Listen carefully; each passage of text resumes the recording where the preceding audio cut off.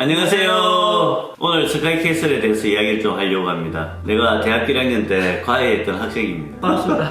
지금 뭐 하고 있죠? 계속 공부하고 있습니다. 제가 20살 때 처음 과외를 했는데 그때 과외비 얼마였죠? 10만 원 안 했던 것 같은데. 10만원? 5만 원?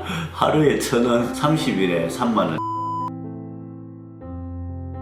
선생님은 아이들 가르친 지가 몇 년이 됐죠? 가르친 거는 32년, 학원을 한 지는 25년이 되었고요. 학원장 한 지는 한 16년. 그럼 학원장 입장에서 스카이캐슬을 한번 분석해 주십시오. 아이들을 가르치다 보니까 96년, 97년 정도부터 이런 식으로 대입이 진행되다 보면 이 신분 사회가 고착화되겠다. 앞으로 한 15년, 20년 후에는 신분 상승, 이 계층 사다리가 완전히 끊어지겠다. 그런 생각들을 많이 했었어요. 그 당시에도 아이들 가르칠 때 과외비가 저 메가 땡땡이 다니는 친구가 있었는데 사회 과목을 가르쳤는데 일주일에 한 번 가고 과외비가 500만 원이었어요. 근데 걔가 사회를 과외하는 애니까 국어, 영어, 수학, 어목미술, 체육, 심지어 줄넘기까지 과외한다 했으니까 과외비가 상상을 초월했어요. 부산에도 당시 해운대에서는 과외비가 보통 한 100만 원 정도 했는데 남천동 그런 데는 1,000만 원도 했어요. 그 당시에. 한 달에? 한 달에. 거의 1년인 줄 알았어요. 한 달에. 엄청나죠? 교육비가.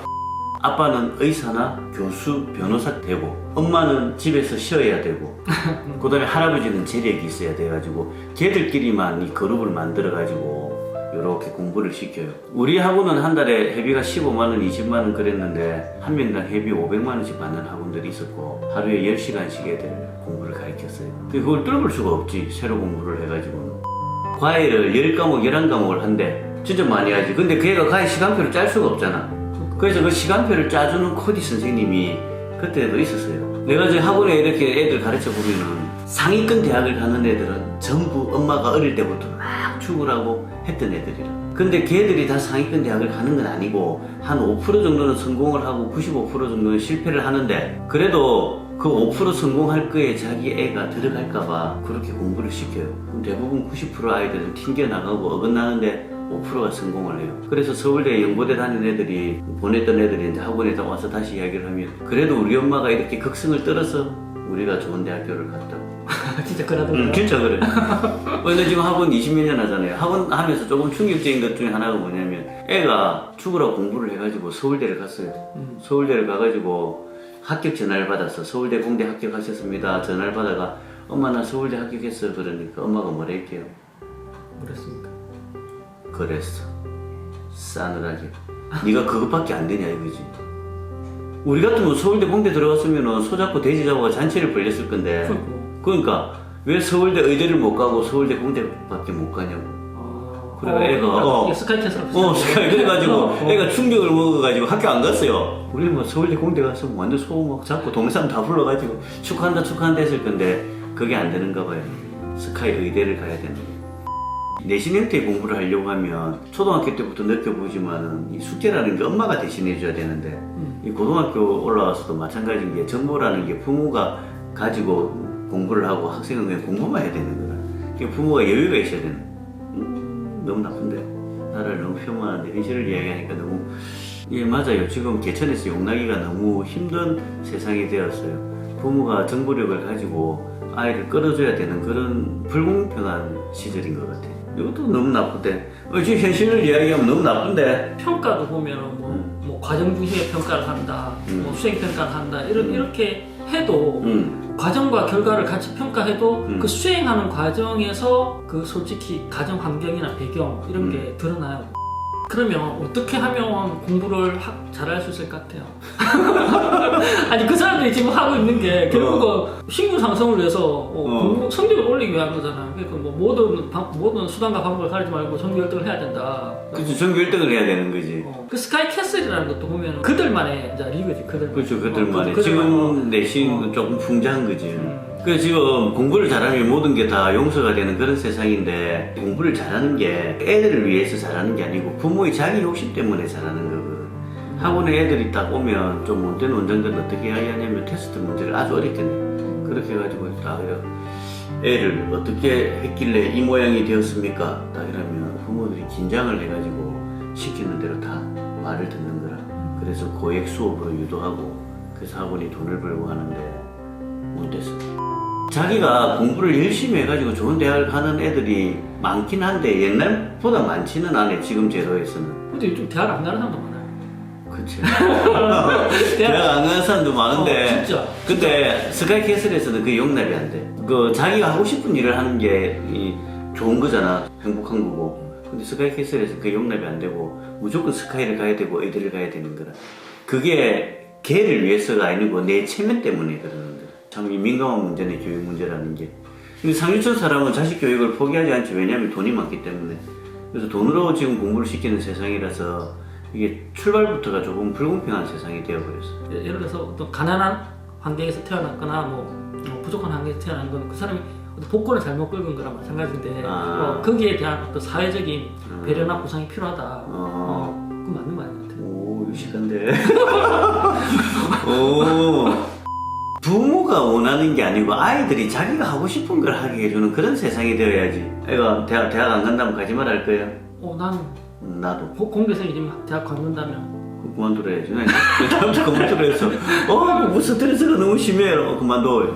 대학 가보니까 별 거 없잖아. 그러면 그만둬. 괜찮아.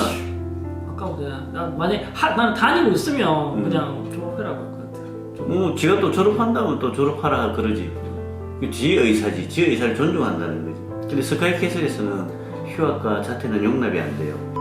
20년, 30년 전부터 스카이캐슬은 존재했어요. 부유한 상류층 사람들은 자기 아이들을 공부를 아주 많이 시켰어요. 초등학교 6학년, 중학교 1학년 때부터 벌써 수능 준비를 다 시켰거든. 그 애들하고 그냥 중학교 가가지고 처음으로 중학교 수학 풀고 고등학교 가가지고 고등학교 수학 풀고 하는 애 차이는 같이 평가를 할 수가 없는 거예요.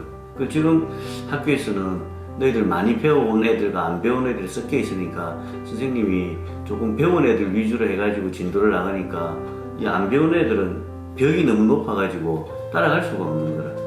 물론 안 그런 선생님도 많이 계시겠지만 학원에 오는 대부분의 아이들은 그런 문제 때문에 좀 힘들어하는 아이들이니까 제가 접한 아이들은 다 그렇게 힘들어해요. 아이들이 행복한 세상을 만들어 줍시다. 들려라. 됩니다. 같이 노력해야죠. 스카이캐슬보다 강남은 더 심하다 그러는데 그렇게 하지 마세요. 아이들이 하고 싶은 거 하게 해주세요. 기타 치고 싶은 애들 기타 치게 하고 노래 부르고 싶은 애들 노래 부르게 하고 춤추고 싶은 애는 춤추게 하고 축구하고 싶은 애는 축구하게 하고. 근데 그렇게 하면 먹고 사는 게 결국에 또 문제가 생기니까. 어차피 그렇게 공부를 해도 1%의 아이들만 해결이 되지 99%의 아이들은 해결이 안 되는데 이 99%의 아이들을 1% 아이들한테 따라 붙여가지고 억지로 따라가게 하는데 어차피 똑같잖아. 얘네들은 1%는 해결이 되는데 99%는 해결이 안 돼. 그런 점도 있긴 있어요. 먹고 사는 문제가 좀 큰일이네. 스카이 나오면 먹고 사는 문제 해결돼요? 어느 정도는 그 스카이라는 어떤 그 권위가 있잖아요. 예를 들어 서울대 나와서 놀고 있어요. 그래서 쟤는 무슨 계획이 있을 거야. 이렇게 생각하는 사람들이 쟤는 앞으로 뭘 또 할 거야. 걔 지금 계획이 있으니까 지금 놀고 있을 거야. 이렇게 생각하는데 그냥 고등학교 때 놀아. 쟤는 아무 생각이 없구나. 쟤는 아무 생각이 없구나. 이렇게 생각하는 거예요. 그게 인 코리아, 한국 안에서 통하는 관습인데 지도 밖으로 나갑시다. 지도 밖으로 행군하고 세상으로 나갑시다. 너무 무리인가? 그래서 결론이 뭐냐면 중학교 1학년, 2학년 정도 되면 부모가 자기 자식을 정확하게 평가할 수 있어요. 얘는 된다 안 된다. 근데 그 욕심으로 억지로 공부를 시키는 거야. 공부를 시켜서 될 애는 공부를 시키고 공부를 시켜서 안 될 애는 지가 좋아하는 걸 찾아주는 게 나을 것 같은데. 근데 보통 애들은 또 그렇게 물어보면 지가 좋아하는지 뭔지 몰라. 그러니까 다시 정리해보면 공부를 잘하는 애는 공부를 시켜. 그리고 지가 좋아하는 게 있는 애는 좋아하는 걸 시켜. 그리고 지가 뭘 좋아하는지 모르는 애들은 다 공부시켜. 그런 애들 위해서 직업이나 이런 거에 대해서 탐색의 기회를 많이 줘야 돼. 경험을 할 수 있게끔. 내가 학원 노래 하면서 또 이런 경우도 있었어요. 애가 서울대 공대에 합격을 했어. 그래서 부모가 너무 좋아하는 거라. 근데 애가 대학을 안 가겠대. 그래서 자기 부모한테 무릎 꿇고 재수를 하게 해달라고 막 부르는 거라. 신기하죠? 왜? 그래서 그 부모가 내인데 연락이 와서 상담을 좀 오래 했어요. 그 애는 의대를 가고 싶대. 근데 부모는 서울대 공대면 충분하니까 그냥 서울대 공대를 다니자. 현실적인 건 뭐냐면 1년 재수하면 재수 비용이 몇 천만 원이 되니까.